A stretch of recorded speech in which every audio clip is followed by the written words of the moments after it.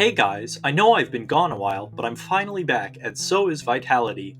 I'm Empathy, and while I've been gone, I've been remaking the enemies, and this time I've actually changed the models, and not just the code and attacks. I've also changed the way that the player character moves, and even more.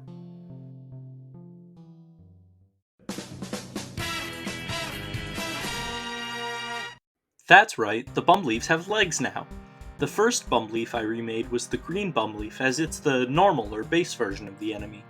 I added the red Bumleaf next, and its unique form of attacking is jumping.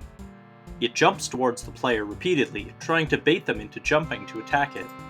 Next, we've got the orange Bumleaf, whose attacks are making a shield to defend itself and allies, or jumping, then making a platform below itself. This makes the orange Bumleaf more of a support enemy with protection for other enemies around it. Next, the yellow Bumleaf. The yellow Bumleaf has a few attacks, all of which are these yellow clouds of pollen that reverse your controls. This makes the yellow Bumleaf yet another support fighter, like the orange Bumleaf. Next, the cyan Bumleaf, who flies around on a tornado towards the player. When used in tandem with the red Bumleaf, they can make a difficult combination of enemies, as the red Bumleaf baits you into the air to defeat it, while the cyan Bumleaf attacks you while you're in the air. Next, there's our second to last Bumleaf, another damage dealer, the purple Bumleaf. The purple Bumleaf is unique in terms of its model because of its scorpion tail. Because of said scorpion tail, I'm sure you can guess what the unique part of this enemy is. That's right, poison. It curls its tail forward and spawns a poisonous ball that goes towards the player, dealing poison damage to the player if it hits them. The final enemy is the black Bumleaf, who doesn't have any attacks of its own, but it does have a unique behavior. So that's all of the Bumleafs, but there's still a few more enemies to cover. There's the Vinventor, who spawns Bumleafs and moves very slowly while spawning them, which makes it more of a turret than an enemy, really.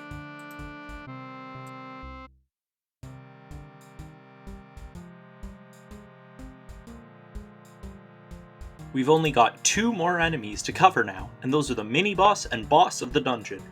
First is the mini-boss, which, if you've played the demo previously, is the Bumleaf Mage. The Bumleaf Mage now has two attacks to make it easier to understand. The first is a teleport to directly above the player, testing their reaction time to either move or roll out of the way. The other attack the Bumleaf Mage can use is lobbing an orb forward towards the player that explodes when it hits the ground.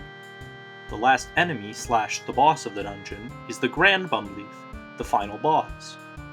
I've redone this boss fight to make it less of you just attacking the boss over and over, and making it into a more interesting and dynamic fight. In the new version of the boss fight, you can attack each of the limbs of the boss individually, and getting rid of the limbs has different effects. Getting rid of one leg slows down the boss, and getting rid of both makes the boss drops down to the ground, and move very slowly. Getting rid of the boss's arms will stop it from being able to use its punch attacks on you.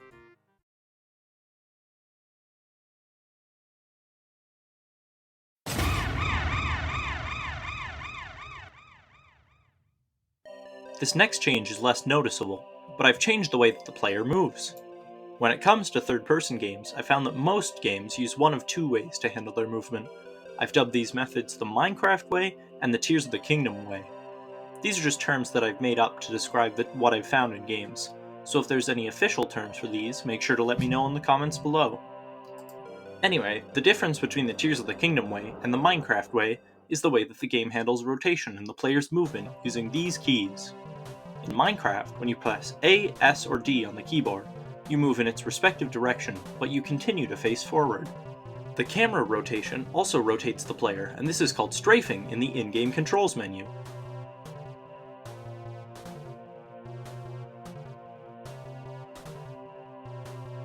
The Tears of the Kingdom way of handling movement, on the other hand, rotates the player in the direction that they would move, but the camera movement doesn't rotate them.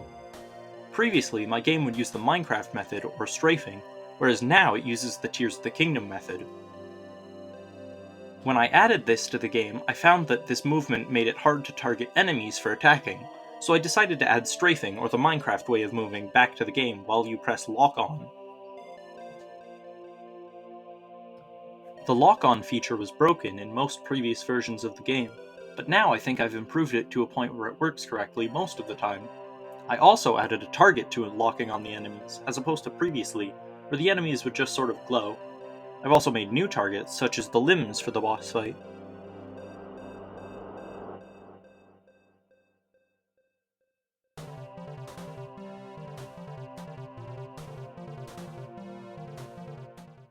Next update will be a massive update, with a whole new version of the dungeon, new puzzles, and these enemies being included.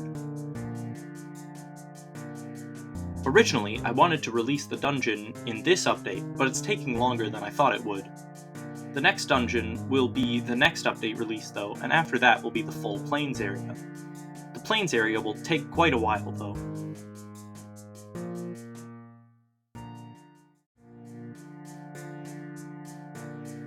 Soon, I'm going to start releasing YouTube shorts talking about each of the spells in my game, and I'm calling them the Vitality Spell Showcase.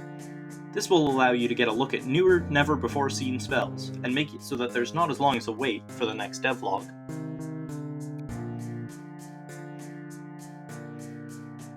That's all for this devlog. Like always, there's a new version of the demo out containing all the new content and features.